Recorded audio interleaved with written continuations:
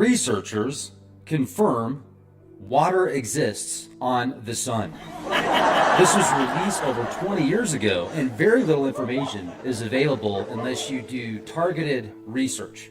And this information was actually sent to me. So I've read this article, and I find it fascinating, and it also makes me feel more so that the information that's presented about the sun in many of the mainstream communities and astronomical spheres is, I think there's a lot more truth to the electric universe than the mainstream communities in astronomy and physics. Now, everything breaks down to a vibration. That vibration is an electric current. Protons, neutrons, electrons oscillating in different frequencies. It's fascinating.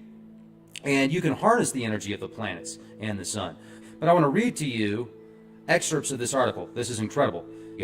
Waterloo, Ontario, an international team of scientists, including a University of Waterloo chemistry professor, has conclusively demonstrated that water, steam, does exist on the sun, confirming a breakthrough finding made 2 years ago, which would have been in 1995. The team used an innovative method to calculate the water spectrum at sunset. The team used an innovative method to calculate the water spectrum at sunspot temperatures.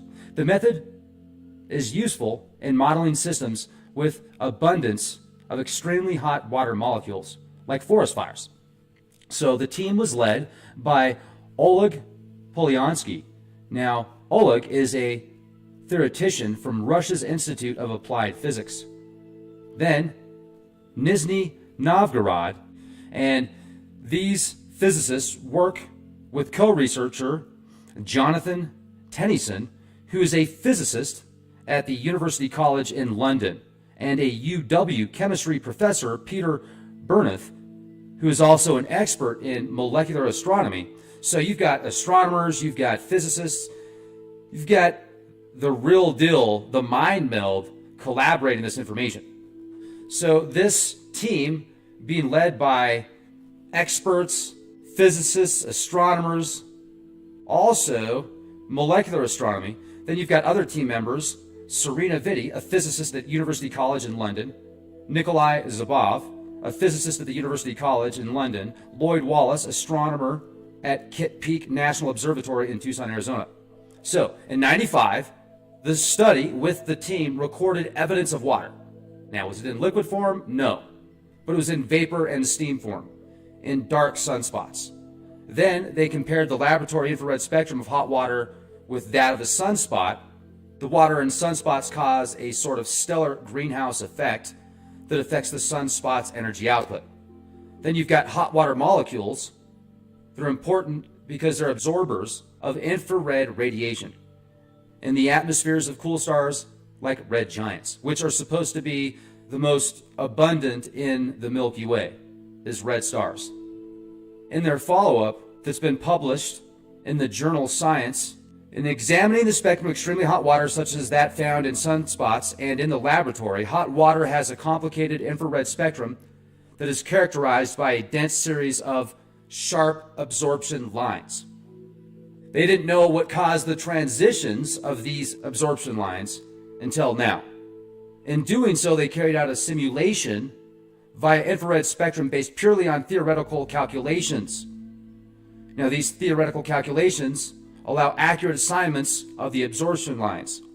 The researchers write in the Science article, then the spectroscopic data is used in modeling other systems that contain extremely hot water molecules, like forest fires, rocket plumes. They took a spectral analysis capturing the characteristic spectra, or you could call it the wavelength patterns that are emitted or absorbed by molecules. Then it goes on to say that their research team solved the problem by doing something completely different, Berneth said, starting with a mathematical model that is progressively improving through perturbation theory, and it doesn't work for hot water. The team went directly to theory and used calculated interaction energies of the atoms of water. So they use variational calculations of energy levels, and then they're able to predict the positions of the transitions that give rise to these absorption lines that were discovered. And the calculations were so good that they were close enough to do observations for us to make sense of the actual spectrum, said Burneth, who led the team that carried out the laboratory spectroscopy as the study of the interaction of light and matter.